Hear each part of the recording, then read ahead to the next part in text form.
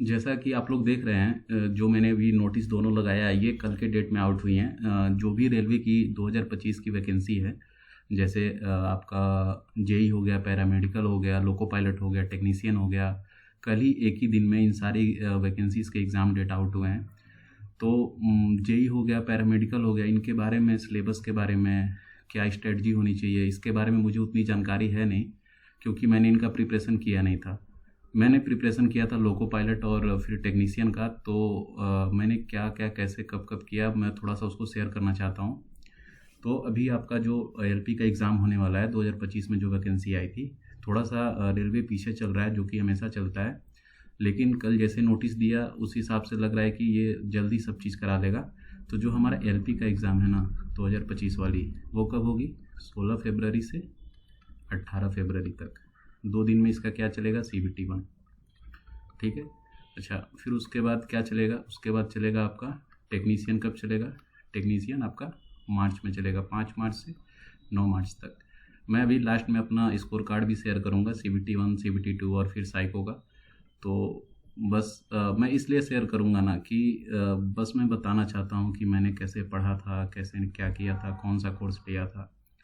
तो अगर हम सबसे पहले बात करें ना इसकी, क्योंकि टेक्नीशियन में आपका एक ही एग्ज़ाम होगा, तो जिनके भी आंखों में थोड़ा बहुत इशू है वो इसको साइड कर दे, क्योंकि इसमें प्रोसेस लंबा चलेगा। पहले प्री होगा, फिर मेंस होगा, फिर उसके बाद साइको होगा, और इसमें एक ही पेपर लेगा जिसमें थोड़ा मेडिकल स्टैंडर्ड A1 नहीं भी होगा, वो भी क्वालिफाई कर जाएगा।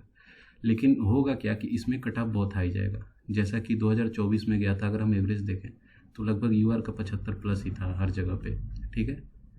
तो ये कट ऑफ आ ही जाएगा, क्योंकि सिंगल पेपर है और इसमें वो टेक्निकल जो ट्रेड वगैरह होता है इसमें पूछा नहीं था कुछ भी। बस था क्या? मैथ था, रीजनिंग था, और जीके था, और साइंस था आपका। ठीक है। तो मैंने पहले तो एग्ज़ाम ये हुआ, तो मैंने इसका तैयारी, अगर साइंस की बात किया जाए तो साइंस ये टोटल कहाँ से दिया था? तो साइंस टोटल दिया था ये एनसीईआरटी से, कुछ भी बाहर का नहीं था। और एक आध दो क्वेश्चन इधर उधर से घुमा के दिया था, तो वो भी कहीं ना कहीं एनसीईआरटी से ही लिंक था। तो मेरे हिसाब से आपको एनसीईआरटी करना चाहिए। ठीक है। अभी टाइम भी है, मार्च में है, अभी पूरा फरवरी बचा है, जनवरी में मान के चलिए अभी 15 दिन बचा है, मान लीजिए 15 दिन बचा है। तो इतने दिन में ये एनसीईआरटी अब कवर किया जा सकता है। बस है कि उसको रेगुलर पढ़ना पड़ेगा। ये नहीं है कि बस एनसीईआरटी ही है। अगर आप किसी टीचर को, बहुत सारे अच्छे टीचर हैं, अगर आप किसी टीचर को भी फॉलो करते हैं तो वो अपने जगह पे बहुत सही है। लेकिन मैं ये कह रहा हूँ कि एक बार आप एनसीईआरटी भी करके जाइए खुद से। ठीक है। अब ये भी बात है कि एनसीईआरटी करने में थोड़ा सा बोरिंग लगता है। मुझे भी लगता अभी भी मैं पढ़ता हूँ तो मुझे भी बोरिंग लगता है। लेकिन अगर आप जब इसको एक दो बार अगर पढ़ लेंगे ना, तो फिर उसके बाद जब आप तीसरी चौथी बार पढ़ेंगे तो ये बहुत अच्छा लगने लगेगा, आसान लगने लगेगा। इसको पढ़ने का एक तरीका है, एग्ज़ाम पे एक चैनल है एनसीईआरटी ट्यूटोरियल करके है। एक सर हैं, वो छोटे बच्चों को पढ़ाते हैं जो 9th-10th के स्टूडेंट हैं। वो एकदम सिंपल वे में एनसीईआरटी का, जैसे अगर यही एक लाइन दिया हुआ है, मैं सपोज करता हूँ, तो ये इसको पहले पढ़ा देंगे वो। ठीक है। फिर इसकी हिंदी, इंग्लिश वाला होगा तो इसको हिंदी में थोड़ा सा एलिब्रेट करेंगे। अगर हिंदी में रहेगा तो उसको थोड़ा सा और अच्छे लैंग्वेज में वो बताएंगे। हिंदी इंग्लिश दोनों है उनका। ठीक है। तो जो हिंदी मीडियम वाले हैं वो भी देख सकते हैं, और इंग्लिश वाले, तो उनके साथ साथ आप भी लगाइएगा टिक, जैसे जैसे वो लगाते हैं पढ़ते रहिएगा। उनका हर चैप्टर है वो आप 1.5x पे या 2x पे देख सकते हैं, वो आपको समझ में आएगा। फिर जैसे अगर वो चैप्टर कंप्लीट होता है, फिर उसके बाद आप खुद से हाइलाइटर लेके एक बार पढ़िएगा, तो थोड़ा सा आसान ज़रूर लगेगा।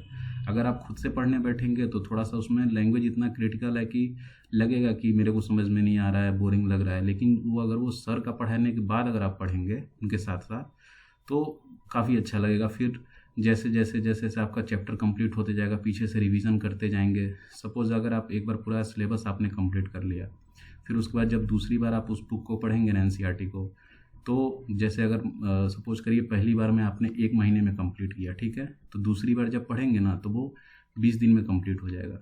फिर तीसरी बार पढ़ेंगे तो 15 दिन में हो जाएगा। ऐसे करते करते इतना बार पढ़ लेंगे ना कि जब एक टाइम ऐसा आएगा कि आप एक दिन में पूरा 9th का बुक ही ख़त्म कर देंगे, और हर बार कुछ ना कुछ ईजी लगेगा, सीखने को मिलेगा। ये सब हम इसलिए कह रहे हैं ना कि एनसीईआरटी मेरे से नहीं, बहुत से लोग हैं जिनका जॉब हुआ है 2024 वाले वैकेंसी में। आप किसी से पूछिएगा वो यही कहेगा कि हाँ एनसीईआरटी बेस्ट है। कोई ये नहीं कहेगा कि लूसेंट पढ़ो या किसी टीचर का साइड बुक पढ़ो। पढ़िए, वो भी ठीक है, टीचर लोग भी एक्सप्लेनेशन अच्छा देते हैं, लेकिन साथ में इसको भी पढ़ना मेरे हिसाब से ज़रूरी है।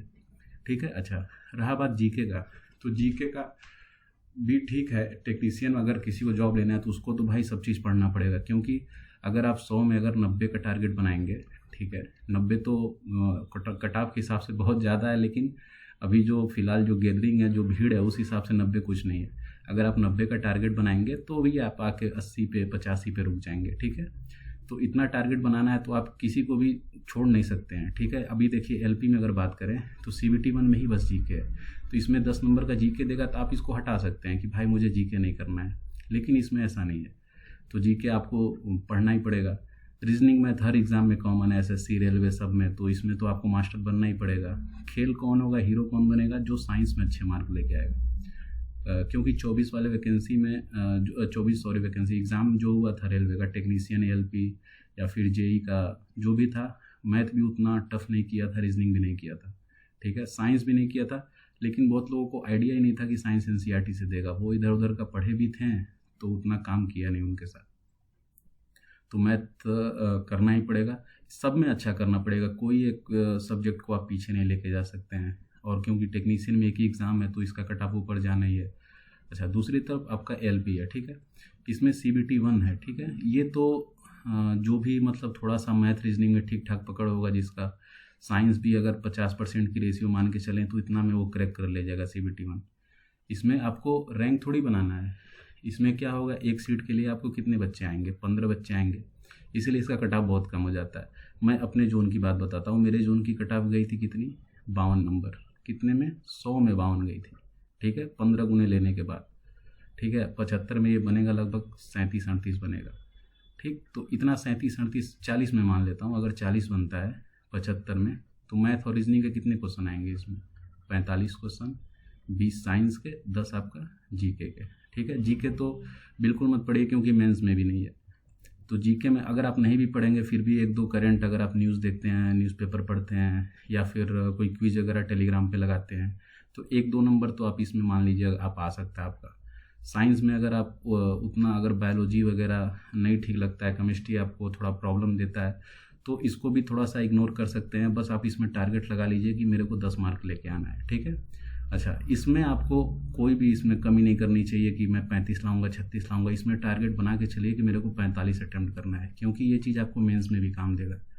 तो अगर आपने 45 टारगेट फिट किया है, अगर आपका इसमें कट पिट के 40 आ गए और इसमें 10 किया है, 10 एकदम 10 लाना ही है। ठीक है। मैं 15 नहीं बोला हूँ, 10 बोला हूँ। अगर इसमें आप 10 आ गया, इसमें भी 1-2 नंबर आ गया, तो मान के चलिए आपका जो LP का प्री है ये बहुत आसानी से निकल जाएगा। ठीक है। ऐसा इसमें है नहीं कि अगर आपको मनी है टॉपर बनने का तो फिर आप पूरा पढ़ सकते हैं, क्योंकि आपके साथ जो बच्चा, अब देखो इतना कट ऑफ गया था ना मेरे जोन का, तो 40 वाला लड़का भी मेंस में बैठा था और 65 वाला भी बैठा होगा, नो डाउट। ठीक है। लेकिन होगा क्या, अगर ये भाई अगर मेंस में फेल हो जाए और ये मेंस में जाकर परफॉर्मेंस कर दे, तो ये जॉब तो ले जाएंगे ना, तो वही बात है। ठीक है। तो पहले इसका CBT 1 बहुत आसानी से आप लोग निकाल सकते हैं। मैं तो कहता हूँ कि जिसके भी टेक्स्ट बुक पे या कहीं भी मॉक दे रहा है, उसके अगर LP के लिए बता रहा हूँ, अगर उसके 75 में 50 के आसपास भी मार्क आ रहा है तो उसका आराम से हो जाएगा। कितना भी भीड़ रहे कोई मतलब नहीं है, क्योंकि एक सीट पे 15 गुने बच्चे लिए जाएंगे। ठीक है। जिसका 50 आ रहा है वो उसका रिवीजन करता रहे और मेंस पे ध्यान दे, क्योंकि मेंस में बहुत ज़्यादा प्रॉब्लम होगा, क्योंकि उसमें आपका एक है basic science and engineering drawing, ये इसमें 40 मार्क का है। अभी तो इस बार तो 50 मार्क का था, 50 मार्क का था। ये बहुत इंपॉर्टेंट है, इससे आपकी मेरिट डिसाइड होगी। इसमें आप धुरंधर बनिए, इसमें आप 85 लाइए, 90 लाइए। इसमें 15 गुना बच्चे लिए नहीं जाएंगे, लिए जाएंगे 8 गुना ही CBAT के लिए, लेकिन ये भी बहुत इंपॉर्टेंट है। ठीक है। उसके बाद अच्छा ये हो गया। अब टेक्नीशियन का मैंने बताया ये कि इसमें सिंगल पेपर होगा, तो उसी हिसाब से दौड़ में बने रहने के लिए अच्छे से अच्छा परफॉर्मेंस करना पड़ेगा। अब इसके बाद हम लोग बात करते हैं कि जो इसका प्री हो जाएगा, मेंस में क्या क्या आएगा। मेंस में इसका वही है, मैथ है, रीजनिंग है। ठीक है। 25-25 मैथ रीजनिंग होगा और 50 क्वेश्चन आपका क्या होगा, BSCD होगा। ठीक है। इसमें कोई आपका GK वगैरह नहीं होगा। इसमें भी क्या होगा, जनरल फिजिक्स होगा, कुछ चैप्टर आपके प्री से भी लड़ेंगे इसमें, जैसे फोर्स हो गया, वो मोशन हो गया, फोर्स हो गया, ये सब चैप्टर आपके मेंस में भी देखने को मिलेंगे। बाकी आपका इसमें कुछ नया ऐड हो जाएगा, जिसमें हो जाएगा लीवर हो जाएगा, फिर हीट एंड टेम्परेचर हो जाएगा, ठीक है, हीट एंड टेम्परेचर हो जाएगा। फिर उसके साथ आपका एक दो चैप्टर और है, जैसे कि इन्वायरमेंट हो जाएगा। ये सब चीज़ें हैं जो आपके आके इसमें ऐड हो जाएंगी। और फिर आता है आपका इंजीनियरिंग ड्राइंग के कुछ, जो कि ये 25 में जो 24 में जो हम लोग एग्ज़ाम दिए थे उसमें लीवर के क्वेश्चन ही नहीं थे, और ना कि इंजीनियरिंग ड्राइंग से भी नहीं थे, ठीक है, और हीट एंड टेम्परेचर से भी नहीं थे। बस इन्वायरमेंट से, सेफ्टी से ज़्यादा क्वेश्चन पूछ लिया था, और फिर यही मोशन से, फोर्स से, बस यही पूछा था। केमिस्ट्री बायोलॉजी इसमें भी नहीं होता है। तो मैं इसीलिए कह रहा हूँ कि जो लोको पायलट का प्री का एग्ज़ाम है ना, उसमें आप साइंस को थोड़ा सा लाइटली ले सकते हैं, लेकिन इसके मेंस के एग्ज़ाम में साइंस को लाइटली मत लीजिएगा। इसके लिए भी आप बहुत अच्छे अच्छे टीचर हैं। मैं तो एक कह रहा हूँ कि आप सेल्फ करिए कोचिंग भी अगर आप करते हैं तो सेल्फ करिए, क्योंकि कोचिंग अगर आप करने जाते हैं तो उसमें आपका, जैसे अगर आपका कोचिंग थोड़ा सा भी दूर है या फिर आप कहीं रह के तैयारी करते हैं, तो फिर कोचिंग जाने आने में भी टाइम वेस्ट होता है। किसी टीचर सारे अच्छे हैं कि नहीं, एक का बुक लेके आइए, फिर उनके बुक से पढ़िए, फिर मॉक दीजिए, फिर उसका एनालिसिस करिए, तो ये सब करके आपका हो सकता है। अब वीडियो बहुत ज़्यादा बड़ा हो जाएगा और टाइम भी बहुत कम है, तो फिर हम थोड़ा सा और आगे चलते हैं, दिखाते हैं कुछ। एक मिनट। हाँ, तो ये है मेरा प्री का स्कोर कार्ड है। थोड़ा सा अजीब तो लग रहा है, शो करने में बहुत कम मार्क है, लेकिन मैं बताता हूँ कम मार्क क्यों है। क्योंकि एक चीज़ और है, मैं बताना चाहता हूँ, जो भी है, जो इंग्लिश मीडियम वाला है, जो फॉर्म भरते टाइम लैंग्वेज इंग्लिश सेलेक्ट किया होगा, तो उसका पेपर पूरा इंग्लिश में ही आएगा। अभी ये बात मैं बता देता हूँ, ये बात मुझे पता नहीं थी, इसी वजह से मैं बताता हूँ मेरे मार्क इतने कम क्यों आ गए। और आप एग्ज़ाम में टाइम में इसको हिंदी में चेंज भी नहीं कर सकते हैं, सॉरी, एग्ज़ाम के टाइम में आप इसको हिंदी में चेंज भी नहीं कर पाएंगे। वो आता है ना लैंग्वेज चेंज करने वाला, कि हिंदी इंग्लिश में अगर क्वेश्चन नहीं समझ में आ रहा है तो हिंदी में कर लो या इंग्लिश में कर लो। जो बच्चा इंग्लिश सेलेक्ट किया होगा उसका हिंदी नहीं आएगा, उसका पूरा पेपर इंग्लिश में आएगा।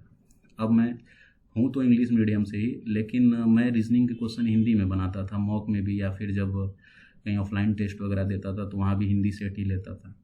अब मेरा एग्ज़ाम देने गया तो मैथ बना लिया, साइंस बना लिया। जब रीजनिंग की बारी आई तो उसमें कुछ क्वेश्चन थे ना, सीटिंग अरेंजमेंट के होते हैं, या फिर हैश टैग ऐसे करके 1 2 ऐसे करके जो क्वेश्चन आते हैं, कितने नंबर इसके पीछे आ गए हैं।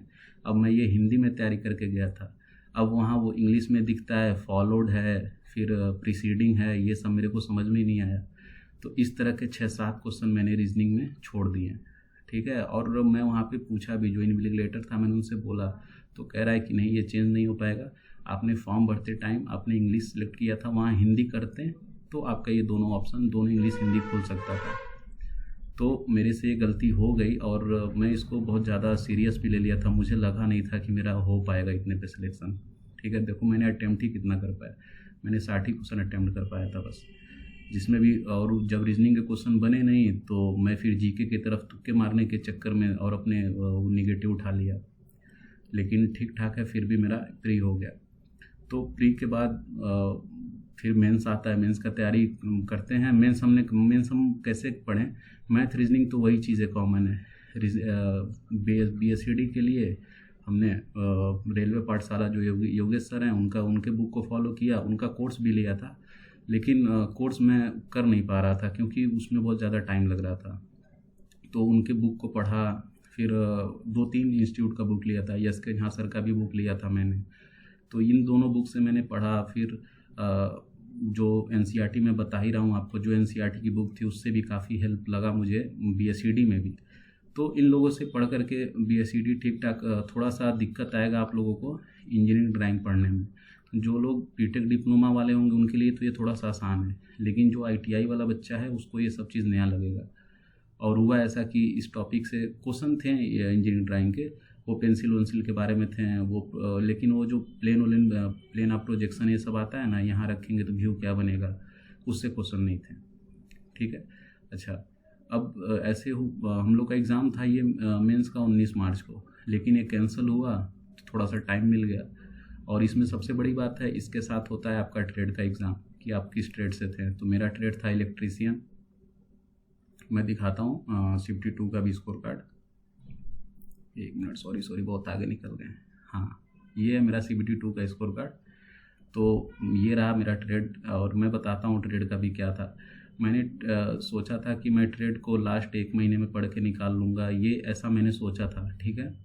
लेकिन हुआ ऐसा नहीं। जब मैं ट्रेड पढ़ने बैठा ना तो बहुत टफ लगा, मैं मॉक में फेल भी हो जा रहा था। तो फिर जैसे जैसे करके एग्ज़ाम में जो क्वेश्चन आए थे वो मैक्सिमम मतलब ऑप्शन एलिमिनेट करने वाले थे। तो तैयारी का कुछ भी लड़ा नहीं था, जो भी मैं प्रिपरेशन किया था ट्रेड का वो कुछ भी नहीं मिला था एग्ज़ाम में। बस थोड़ा सा कॉमन सेंस था और फिर ऑप्शन एलिमिनेट करने का ऑप्शन था, तो उससे मैं जैसे तैसे करके पास हुआ। और पार्ट ए भी ठीक ठाक लगा नहीं कि उतना टफ है, मतलब जैसा तैयारी था उस हिसाब से ठीक था। कुछ 1-2 क्वेश्चन में मेरे मैथ के सिली मिस्टेक हो गए, अब बाकी ठीक ठाक था। तो ये CBT 2 का मेरा स्कोर कार्ड है। मैंने बता ही दिया है कि मैंने किसको फॉलो किया था, कहाँ से पढ़ा था। मैंने कोई भी मतलब ना कोचिंग क्लास करने के लिए गया तो था, लेकिन उसमें होता यह था कि एक अगर कोचिंग मेरी 9 बजे सुबह से है तो मेरे को 7 बजे उठना पड़ता था, ठीक है। फिर कोचिंग जाओ, 9 बजे से कोचिंग जाओ, अगर कोचिंग 12 PM तक है तो फिर आने के बाद 1-2 घंटा ऐसे खाना खा के सोने में निकल जाता था। अब मैंने इसको साइड में रख के मैंने लाइब्रेरी ज्वाइन किया। अब मैं सुबह में जाता था, दोपहर में जाता था 12 बजे के बाद 1 बजे से जाता था। फिर पूरी रात 1 बजे से लगाए पूरी रात मैं लाइब्रेरी में रहता था। सुबह 5 AM पे मैं अपने रूम पे आता था। फिर रूम पे आने के बाद सो जाता था। फिर वही सर्किल फॉलो करता था 12 बजे तक। फिर हमको लाइब्रेरी मतलब जाना पड़ता था। रात का खाना मैं होटल में ही खा लेता था। तो लाइब्रेरी में रहने का ये फ़ायदा हुआ कि ये जो मैं कोचिंग जाने के लिए जो टाइम का था, फिर थोड़ा सा ये हैंग कर रहा है। तो कोचिंग से आने के बाद जो टाइम लगता था वो टाइम बच गया मेरा। तो मैं सबको तो मैं ये नहीं कह सकता हूँ कि आप मेरी बात को ही फॉलो करो। देखो, अगर आपका सिलेक्शन होता है ना भाई, कैसे भी हो, आप कुछ भी करो, किसी का कोर्स लो, खुद से पढ़ो या फिर कोचिंग ज्वाइन करो, एंड में बात आके कहाँ रुकेगी कि भाई आपका सिलेक्शन हुआ या नहीं हुआ। अगर नहीं हुआ तो सब बेकार है, हुआ तो सब अच्छा है, ठीक है। और सिलेक्शन होना चाहिए। अब देखो, अगर कट ऑफ कहीं का अगर 70 जाता है तो 90 अगर कोई लड़का लाता है तो जॉब वो भी लेगा, और 71 वाला भी जॉब लेगा। लेकिन 69 वाले के साथ क्या होगा? 69 वाले के साथ ये होगा, कहेंगे लोग कि ये कभी पढ़ा ही नहीं था, ये बस बदमाशी किया था, ये बस पैसे वेस्ट किया था। वहीं 71 वाला लड़का वेरी गुड लड़का हो जाएगा, इसने बहुत सारी स्ट्रगल की है लाइफ में, मतलब इसका पूरा एक वो थियरी बन जाएगा इसके ऊपर। तो भाई बस ये करो ना कि इसको आप क्रॉस कर लो, ठीक है। अब मैं बताता हूँ कि कोचिंग के बारे में। कोचिंग करने से मैंने बताया है कि टाइम आपका वेस्ट होगा ही। 100-200 बच्चे के साथ आप बैठ के पढ़ेंगे, उसमें आपको अगर कोई डाउट आता है तो आप पूछ भी नहीं पाएंगे, ठीक है। हेजिटेशन होगा साथ में। और आप सेल्फ करते हैं तो सेल्फ में आपको पता चलेगा कि आप कहाँ तक पहुँचे हैं। अगर आपको चीज़ कोई समझ में नहीं आता है तो फिर आप उसके ऊपर और ज़्यादा रिसर्च करेंगे, तो फिर उसमें आपको पता चलेगा कि उसमें आपकी वैल्यू कहाँ है, ठीक है। अच्छा, एक मैं और बात बताता हूँ जो मैंने फील किया है। अगर जैसे देखो, अगर किसी कोचिंग में अगर 1000 बच्चे हैं, ठीक है, एग्ज़ाम हुआ, उसमें से सिलेक्शन हुआ 10% बच्चों का, ठीक है। 10% बच्चों का यानी 100 बच्चों का सिलेक्शन हुआ। तो 100 बच्चों का सिलेक्शन तो ये कोचिंग वाले बताएंगे ना लोगों को कि मेरे कोचिंग से 100 लोगों का सिलेक्शन हुआ है, ठीक है। बाकी 900 बच्चे किधर गए, इनके बारे में किसी को चिंता नहीं है, ठीक है। 100 बच्चों का सिलेक्शन हुआ, वेरी गुड, बहुत अच्छा इन लोगों का सिलेक्शन हुआ। अब इस 900 बच्चे में कुछ बच्चे ऐसे होंगे जो पॉइंट से आउट हुए होंगे, और कुछ बच्चे ऐसे होंगे जिनको मतलब जो बिलो एवरेज होंगे। तो ये 100 बच्चे क्या करेंगे, ये कोचिंग का जो वैल्यू है इसको मेंटेन किए रहेंगे। बाकी ये 900 बच्चे कहाँ गए किसी को नहीं पता। तो ये भीड़ बनने से अच्छा है ना कि आप सेल्फ करो। अब हम लोग देखो भाई, हम लोग उतने छोटे भी नहीं है ना कि सर लोगों का दिया गया टारगेट फॉलो करें। बस आप उनकी बुक लाइए, उनका लेक्चर सुनिए, वो क्या कहना चाहते हैं, कैसे गाइडेंस आपको दे रहे हैं, उस हिसाब से करना सब आपको है। कोई टीचर भाई आपका एग्ज़ाम जाके नहीं देगा, ठीक है। वो इतना कर सकता है, आपको पढ़ा देगा, ठीक। अब पहले ये था कि क्लास में आप डाउट भी पूछ सकते थे, अभी भीड़ इतना होता है कि आपको डर लगेगा डाउट भी पूछने में। तो मेरे हिसाब से मैं तो कहूँगा भाई सेल्फ ही करो। और अभी टाइम कितना है, टाइम बस आपके पास मुश्किल से 1 महीना का है। अब तक जो बच्चे ने सिलेबस कंप्लीट कर लिया होगा, रेस में वही हो सकता है। अभी जिसने स्टार्ट नहीं किया होगा फिर उसके लिए बहुत सारी मुश्किलें हैं।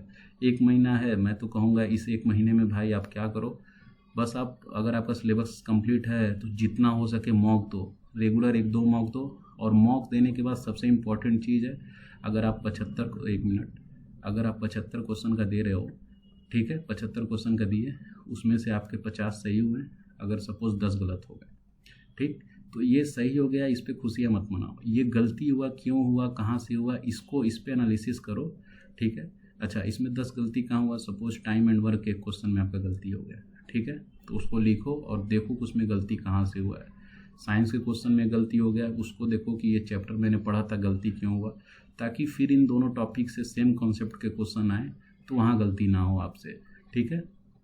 अच्छा, मॉक दे दिए आप, उसके बाद जब तक एग्ज़ाम नहीं होता है, अगर आप टेक्नीशियन के लिए देख रहे हैं तो टेक्नीशियन के लिए कहूँगा मैं एनसीईआरटी रोज़ 2 घंटे पढ़े, भले आपका पूरा अच्छे से तैयार है फिर भी पढ़ते रहिए, पढ़ते रहिए, पढ़ते रहिए। और आप एलपी वाले हैं तो साइंस को थोड़ा सा इग्नोर करके मैथ रीजनिंग का प्रैक्टिस ज़्यादा करिए। साइंस में भी अगर आपको करना है तो फिजिक्स पे ज़्यादा ध्यान दीजिए, क्योंकि ये मेंस में भी आपका हेल्प करेगा और टाइम भी ज़्यादा नहीं है, तो 1 महीना है।